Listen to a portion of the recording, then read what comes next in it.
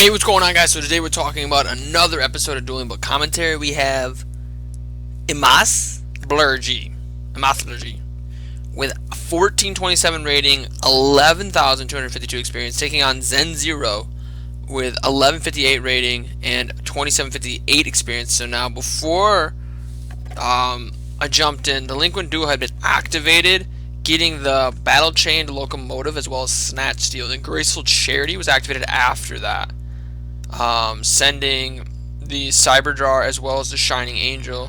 And then this card was activated. I don't really know what it does, but we did see a set, monster set, and two spell and traps set as well. As we see now, Maz is going to activate Thunder Dragon and do Thunder Dragons to his hand and summoning the Breaker of the Magical Warrior here. And that's just going to get met immediately with Book of Moon, and then it's set 1 and pass. Right, so this was actually the highest ranked duel, as we see the Battle Chain Locomotive is going to get its effect, but in the Go format. Right, so these are two of the top Go format players. Like I said, I don't know if the rating and experience, I got to find a way to figure this out, but I'm pretty confident that your rating on Dueling Book is just your rating on Dueling Book, regardless if you're playing speed duels a lot, if you're playing Go format a lot, if you're playing regular TCG a lot, if you're playing Unlimited a lot.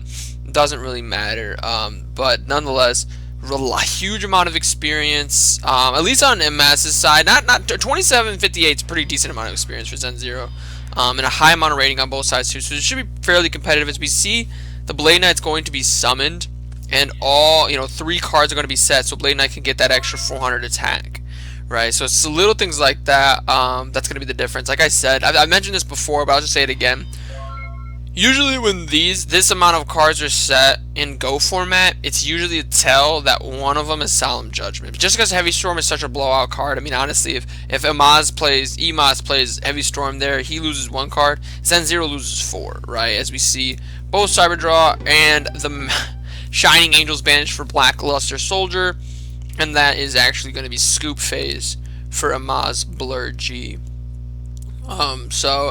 But like I was saying, that's usually a tell that Solemn Judgment is set, and it's pretty crazy of a scenario when you're pitching the Cyber Jar, off of the Graceful Charity. But it has a lot to do with just where you think you're going to be. Great, Cyber Jar innately is a very good card when you're behind, right? And that's kind of why the card is banned, because it is such a good card when you're behind. It kind of almost like it almost rewards you for being behind, right? Because the more monsters that are destroyed on your opponent's side of the field, the better the result is. If you only have a Cyber Draw on the field and they have 5 monsters, they lose 5 monsters, you don't lose any, right, with Cyber Draw's effect. So we will see Imas is going first here. Is probably just going to see a T set and pass. He's actually going to set 2 and pass, and then we're just going to see a Trap Dust Shoot come right out the gate.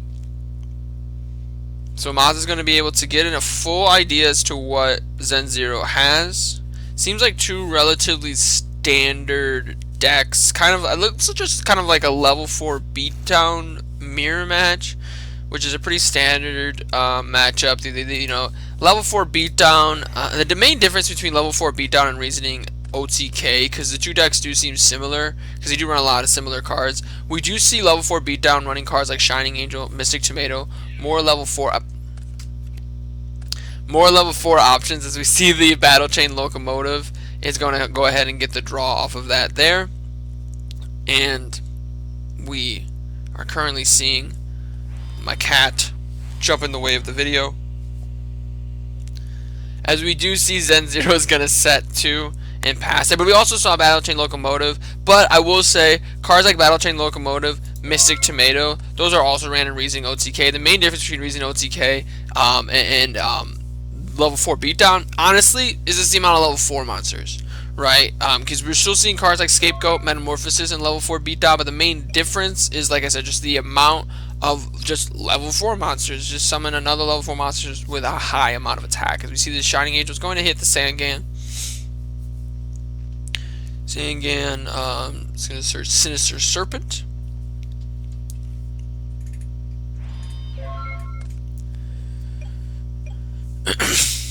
And now we're in an interesting spot, as we see the Heavy Storm is going to come down for Imas, and that is the Solemn Judgment. Like I said last duel, Usually 3 to 5, 3 or more spell and traps is usually going to mean the Solemn Judgment, but it's a good way. Heavy Storm's a good way to bait out the Solemn Judgment, right? Because now I think MLS can be pretty confident in the idea that there's probably not another Solemn Judgment set. It might be. There definitely might be, as we do see the Graceful Charities active. It's going to pitch the newly acquired Sinister Serpent, as well as one other card. Amos is deciding right now, and as far as card advantage is concerned, Amos has 1, 2, 3, 4, 5 cards to Zen Zero's 4, right? So it's 3 cards in the field, 1 card in hand. Well, 2 cards in hand now. So it's an even amount on both sides as far as card advantage is concerned. But right now, Zen Zero does have the monster with the biggest attacks. We do see the Gravekeeper's Spy, however, is going to be hit, summoning out another Gravekeeper's Spy.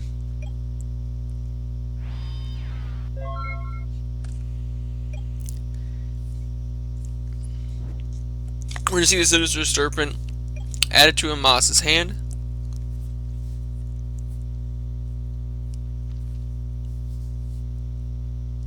Could go into a rank 4 play here. So it's an interesting spot. Do keep in mind, obviously, Imaz lost the first duel.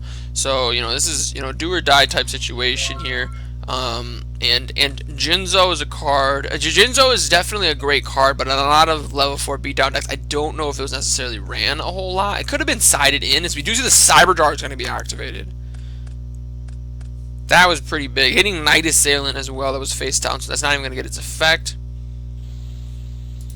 Only hitting 1 on the Mazda side, and only hitting 2 on Zen Zero's side.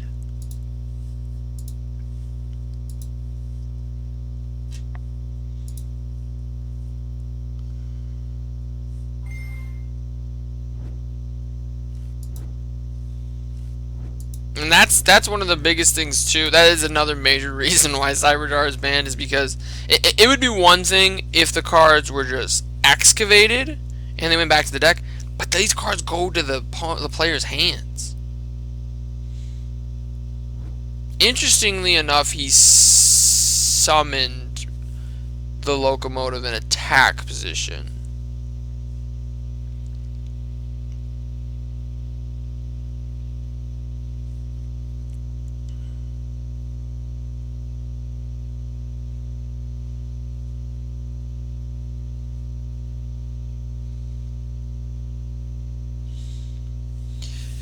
Seems to be a bit of some questioning on the rulings here.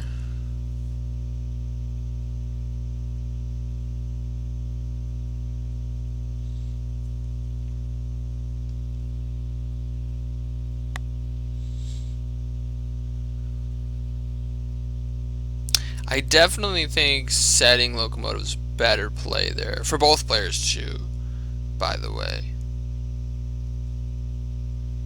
But another big thing too with reasoning OTK is the cards that can be normal summoned, like the level 4 and higher monsters that can be normal summoned without tributing, but they have a certain effect that reduces like either their attack or their level, or a mixture of both, and reasoning can bring those cards out without any issues or without any problems. Another real big reason why it's reasoning OTK is because it is running cards like Dimension Fusion. It is running cards like the Blackluster Soldier, Chaos Sorcerer, which obviously I think level 4 beatdown's also running Chaos Sorcerer, and Blackluster Soldier is just too strong of a card during this format. But it's also running cards like Dark Magician of Chaos over just certain little changes, that we see. The Gravekeeper Spies matchup. Gravekeeper Spy isn't customarily ran reasoning OTK, and certainly not Shining Angel as well.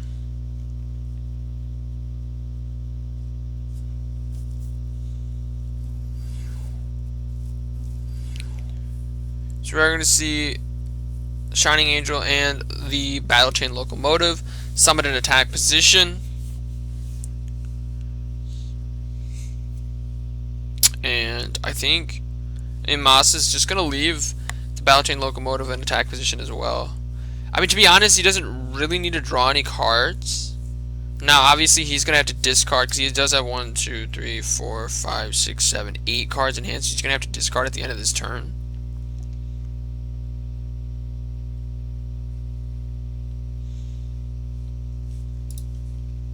He does have Sinister Serpent in hand, though. So Sinister Serpent's gonna be, it's definitely gonna be one of those cards. And then the other one, it's really just gonna be up to the game state, the situation there. As we see the Heavy Storm's gonna come down. That's pretty strong. It's actually really strong. We are just gonna see the Regeki break actually come down. Discarding the Sinister Serpent, popping the Shining Angel.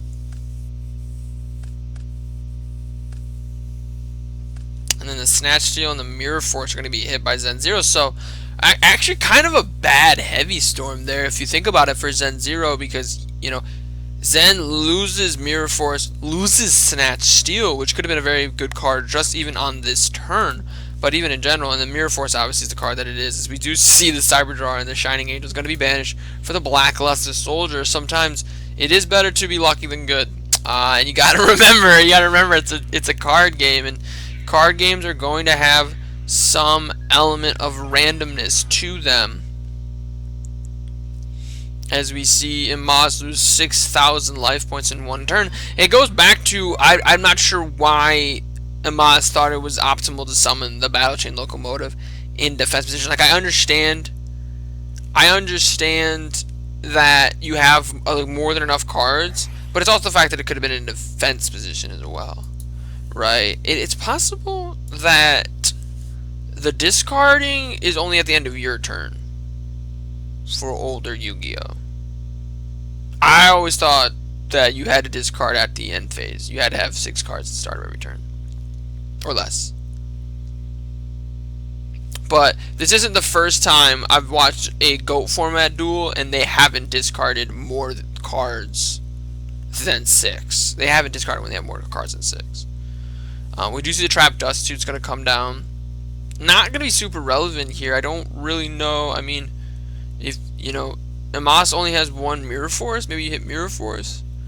But it could also be Zen Zero's looking at the beginning of the end.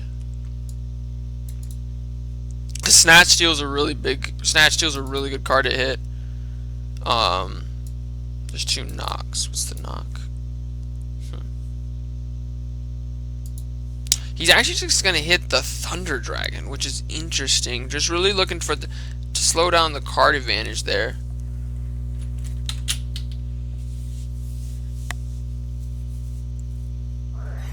He is going to just Snatch Steal the Blackluster Soldier, though. That's actually game if this attack goes through.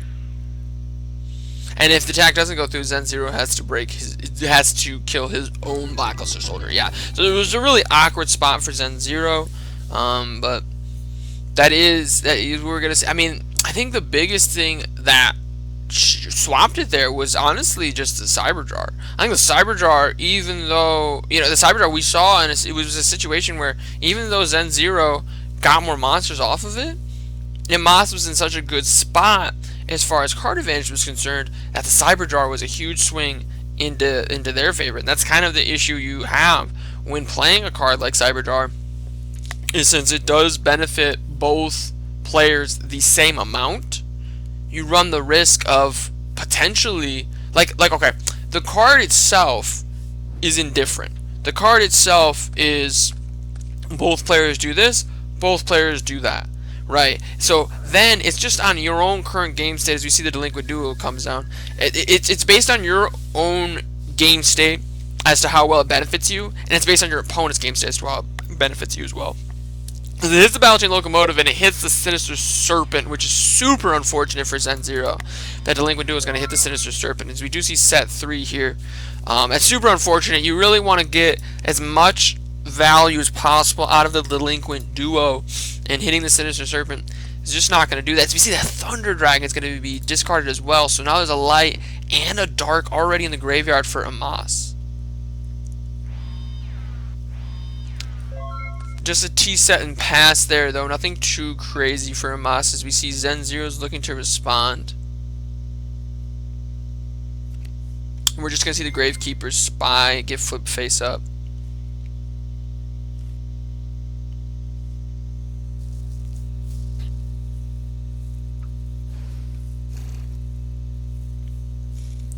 I guess you would rather summon it in defense position. The extra 1200 is now worth having to 2000 beat stick. I was a little confused. I thought to summon in an attack position, but after Zen Zero summoned in a defense position, I think it might be more optimal to summon in a defense position.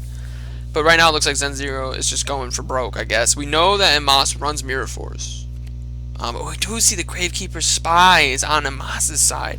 So now Emas is going to be able to summon out a Gravekeeper Spy, and that kind of just ends Zen Zero's turn. Comes into a screeching halt there.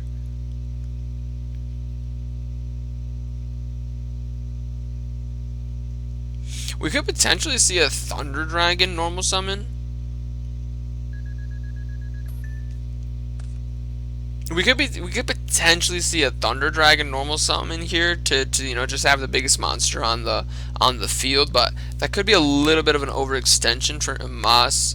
So we're just gonna have to wait and see what else is in their hand. So yeah, we're just gonna continue to see another set and pass on both sides, Spell and Trap and a monster card. So not anything too crazy here. As we do see the Gravekeeper Spy is going to be switching defense position. If I'm Zen Zero, I'm honestly switching everything to defense position. 1400 for me. As we do see the it's hit the Sinister Serpent. For me, my rule has always been 1600. Even if I'm playing like this kind of format, like if the monster has 1600 or more attack, I'll attack with it. But if it has 1500 or less, I'm probably just going to try to leave it in defense position, because my opponent can probably get access to a monster with more than 1600 attack. Right, as we do see the Sinister Serpent added, and then another card set, we will see the Battle Chain Locomotive is going to activate its effect, draw a card. Could go into an Apollosa here. Actually, does it have to be different names? Actually, I don't think, yeah, I think Apollosa has to be different names. As we do see the Locomotive is going to try their might into the face down. It's going to hit another Locomotive. Well, it's going to hit Emas's Locomotive. And that's going to be it there. As far as card advantage is concerned, we're seeing 7 cards on field for Zen Zero to 4 cards for Emas, but 5 cards in hand, 9 cards total for Emas, and 2 cards in hand now for Zen Zero. 10 cards total for Zen Zero, and that's actually now 10 cards total for Emas. So 10 cards total for both players on both sides. 8,000 life points to 6,400 life points, and so we're seeing a situation where this is going to be a pretty crazy final duels. We do see the Chaos Sorcerer is going to come down. We'll see if that summon is okay, because we do see Zen Zero has 4 cards set in the back row. So I'd assume one of them interacts with Chaos Sorcerer. Nonetheless, Chaos Sorcerer summon is going to go through. I'd assume the effect is going to go through. I would hit, personally, the Shining Angel, just so Shining Angel can't get its effect off. Yeah.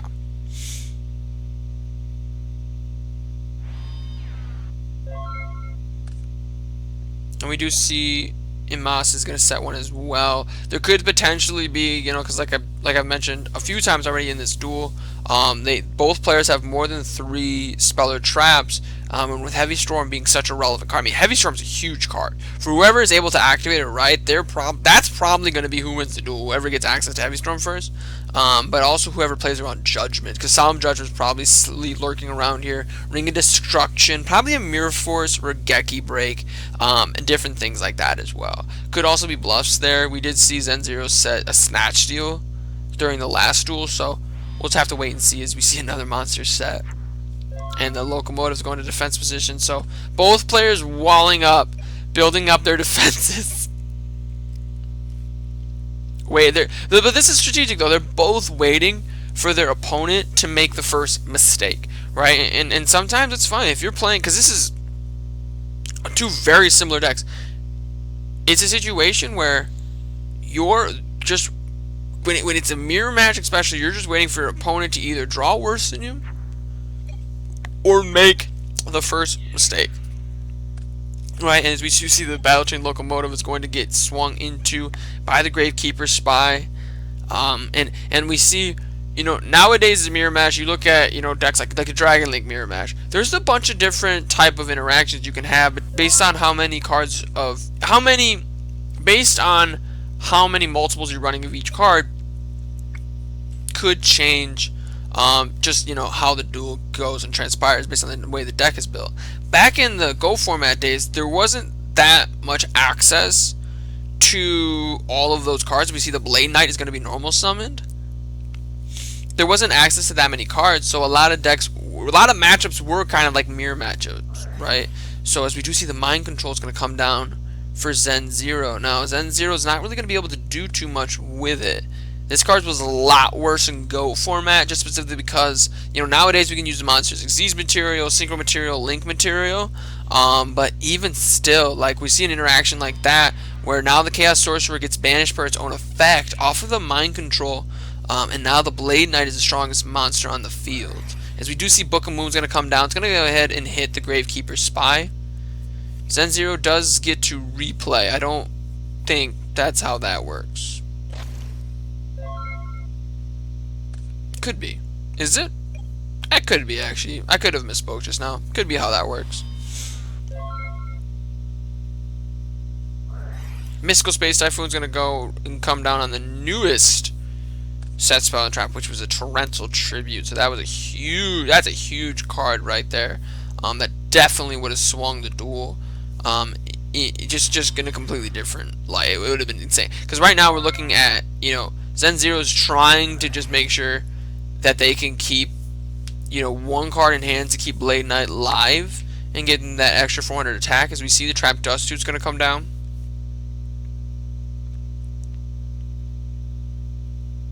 Five cards in hand too for Hamas. 6 cards on the field, so that's 11 cards total. As we see, Zen Zero has 8 cards on the field, 1 card, so 9 cards total for Zen Zero. So a little bit favored for Hamas, who also has more life points, but right now Zen Zero does have the monster with the most attack on the field.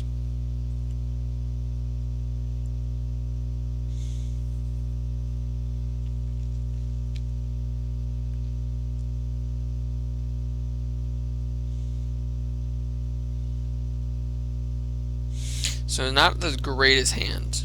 If that's Snatch Steals, you know, Sinister Serpent, 2 Thunder Dragons, and a Magician of Faith, not really the best hand.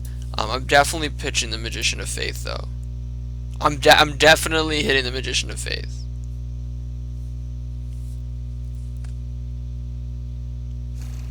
I guess Sinister Serpent is fine, but I'm not sure about all that.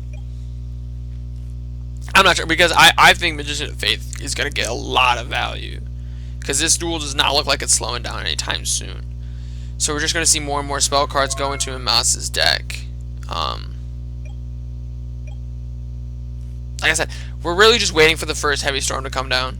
We're really just waiting for the first Heavy Storm to come down and a Judgment to come down after that. Just different things like that. As we do see the Gravekeeper Spy is going to attack into the newest face down from Zen Zero. And it's actually a DD Warrior Lady. That's actually really unfortunate for Zen Zero. Oh, he's actually not going to do it. So he's not even going to use the effect. That makes sense. Yeah, you might as well not.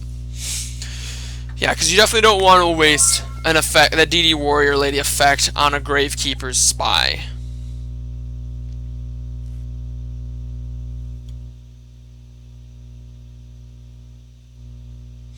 I will say this though, neither player really wants to activate Heavy Storm, because both players probably have have 3 or more very relevant spell or traps, I'd assume. Right, Zen Zero, like I said, we might be bluffing just to keep the Blade Knight, you know, at 2,000 attack, but it's definitely possible that both players have very, very, like, really powerful spells and traps set in the back row right now. So we're just gonna have to wait and see, because right now it's nothing's really major has changed, but both players are waiting for something like a just some form of an overextension, some form of a mistake here. As we see, the Blade Knight's going to attack into the Gravekeeper Spy. Gravekeeper Spy is actually just going to get destroyed, and Hamas is going to take the 400.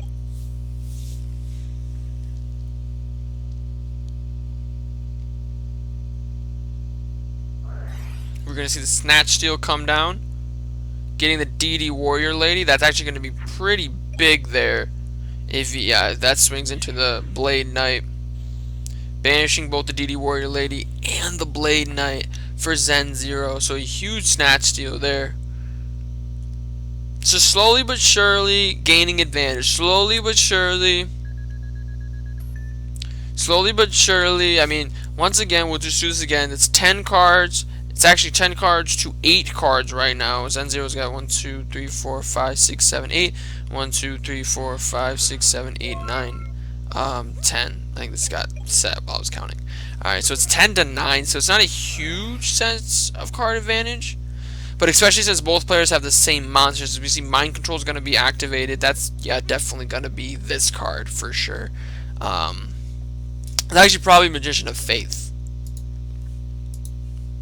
You definitely activate that though. You definitely go for the Magician of Faith and Delinquent Duo. Delinquent Duo is going to be huge because Delinquent Duo, that actually swings the card advantage back into Zen0's hand. I wouldn't be surprised if Zen0 is running a Magician of Faith of their own. And we've seen a card like Delinquent Duo completely win a duel, because I talk about card advantage a lot, but it's even more relevant in this format, right? Because there's less cards like Red Eyes Dark Dragoon or AA Zeus where you can just sit on one card and it's great, right? In Go format, because the decks are so even, card advantage, which just basically means having more cards than your opponent, is so crucial, is so huge, because you just have more options. Imagine having 10 options to win instead of 9 options to win, right? As we see, the Delinquent Duo is going to come down.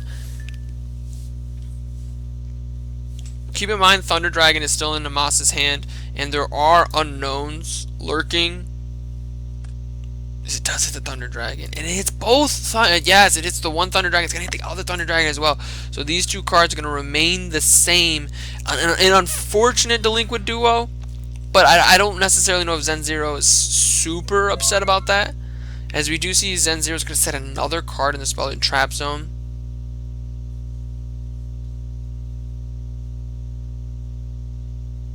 And the Magician of Faith is going to go back.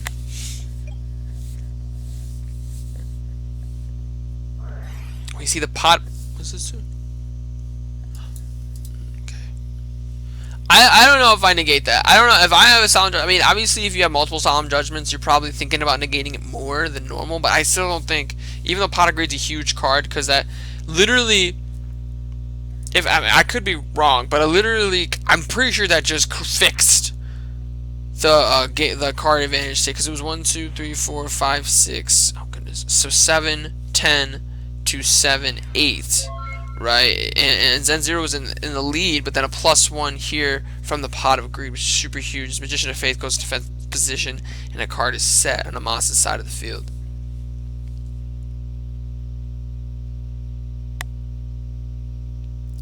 Still just waiting for one player to break this duel wide open, because there's a very strong chance that very soon we could be seeing a situation where this doesn't look like this at all.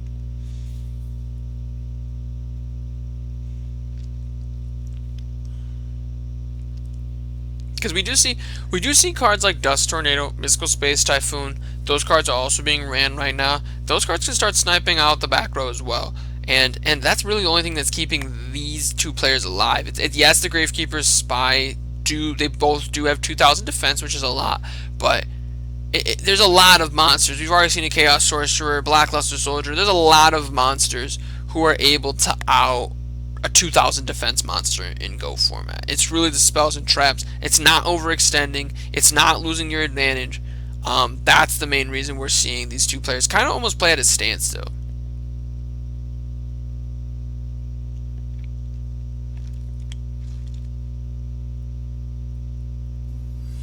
We're just going to see the Tribe Infecting Virus come down. I think these are all spellcasters. So that's going to be huge. It's going to pitch the last Gravekeeper's Spy, destroy all spellcasters on the field, and that's going to go through. So a huge swing of momentum in favor of Zen0, depending on what this face down is. And it's the Cyber Jar! So that's going to be huge. Not hitting a single monster. Not hitting a single monster. And Zen0 hits a Cyber Jar of his own.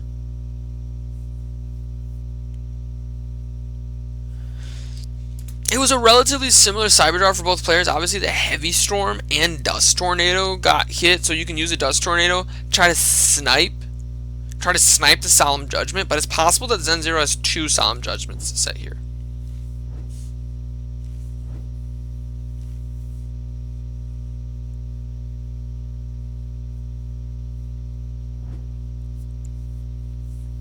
I would definitely set the cyber jar.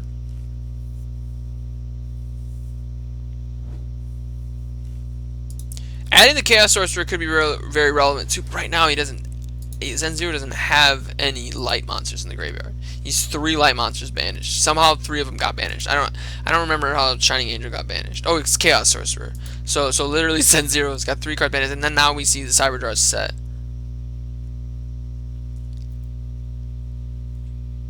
That's just insane. That was a crazy swing of momentum, especially considering Zen Zero got a cyber jar of his own off of the cyber jar. I mean, that's the craziest interaction of all, is that cyber jar can actually go get another cyber jar. And we are going to see a return from a different dimension come down.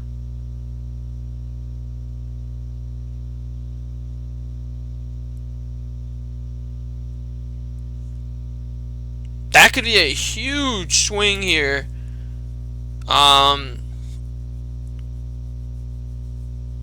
Depending on what's in Zen Zero's hands, he might be trying to get these cards, obviously get him on the board to attack, but really, he might be trying to get these cards in the graveyard so he can summon out that Chaos Sorcerer and a potential Blackluster Soldier as well.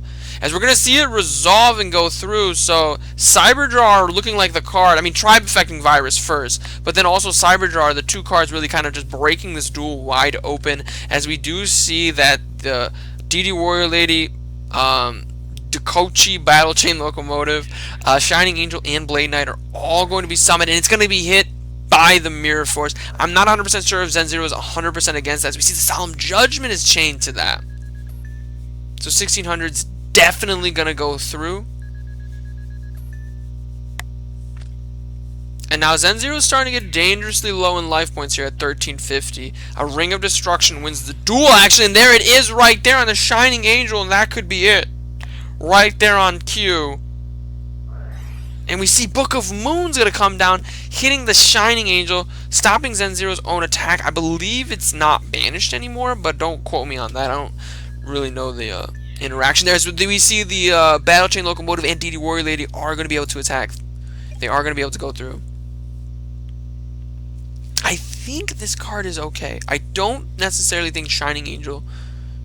Okay, I'm pretty sure. But, however, I will say this, though. Heavy Storm is pretty live now.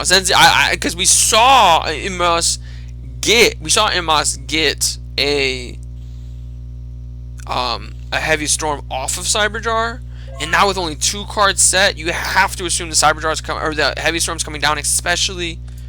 Okay, so he's only activated 1. I thought he activated 2. He must have activated a Solemn Judgment earlier. So he could potentially have a Solemn Judgment here set, obviously, but...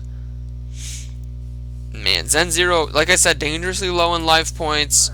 As we do see the Heavy Storm's going to come down, you got to play it. Even if your opponent has a Solemn Judgment, you have to play Heavy Storm there. You have to, because if they don't have it, it's a huge swing of momentum, and if they do have it, it's okay. Right, I think he's just trying to do the math there. It's 675. All right, rock and roll. So we know that this is Cyber Jar, we know this is Shining Angel, we know some of these cards here, as we see Nobleman of Crossouts, definitely going to hit the Cyber Jars, definitely good on the Cyber Jars for the rest of the duel here.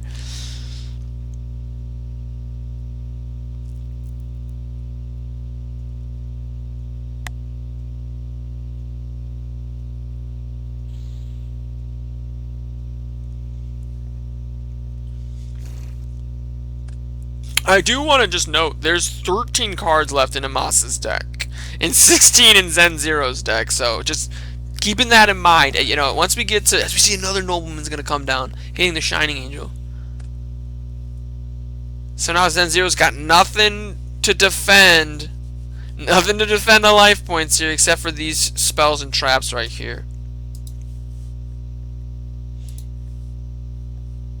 But as I was saying, usually like 15 is the number. Once the decks start getting smaller than 15, that's when you start thinking that, okay, maybe, you know, I just gotta wait 13 more of my opponent's draws, and I actually just win the duel, right? So, could see that. I don't know if with 675 life points, I just don't know. No monsters on the field, 675 life points, I don't think that's realistic for Zen Zero, especially considering, you know, we got 1, 2, 3, 4, 5, 6, 7 cards to 5 cards for Zen Zero. As we see the Magician of Faith, just going to be normal summon to poke for 300.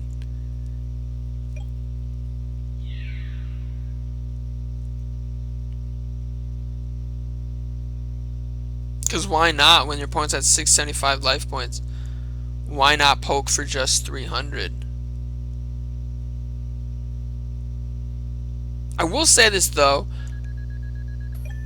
Amos is also getting relatively low in life points. Like 2600 is not a lot of life points, and a Blackluster Soldier walks over this and wins the duel, right? And I will say this though, because Nobleman of Crossout was able to hit the Shining Angel.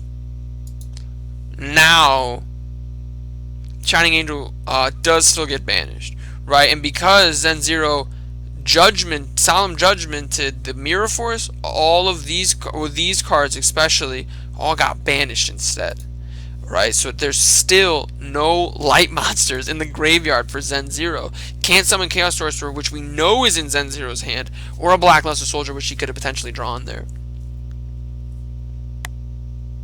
And I think that's something that Amos is aware of. Amos probably remembers he has a Chaos Sorcerer in hand. Probably remembers that he probably is aware that, you know, because the graveyard's public knowledge, as well as the fact that Zen Zero has Chaos Sorcerer in hand, also public knowledge. He's aware that, like, he has the upper hand. He has the advantage here. All Amos has to do is make sure that there's no light monsters that go into Zen Zero's graveyard before Amos is able to make his play. And we're just going to see the Battle Chained Locomotive get normal summoned, swing into the Magician of Faith. And the Book of Moon's going to come down, hitting the Magician of Faith. Ring of Destruction is going to be chained. Zen Zero just saying, F it. I'll have 75 life points. I will have 75 life points left. Goodness gracious. I will say, just about any card that would have been able to deal 375 damage, well, I'll say this, any card that would have been able to deal 75 damage would probably have also been able to deal 75 damage. See, the Dust Tornado is going to go ahead and snipe the card in the back right corner.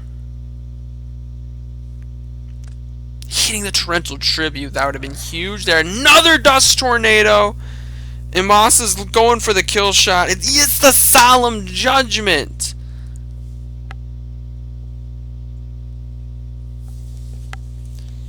And he's going to banish the light and banish the dark to special summon Blackluster Soldier, Envoy of the Beginning. What a crazy end to the duel. So go ahead and click that like button if you guys did like the video. Click that subscribe button for even more Yu-Gi-Oh! Dueling book commentary and other Yu-Gi-Oh! Content. But most importantly of all, have a great day.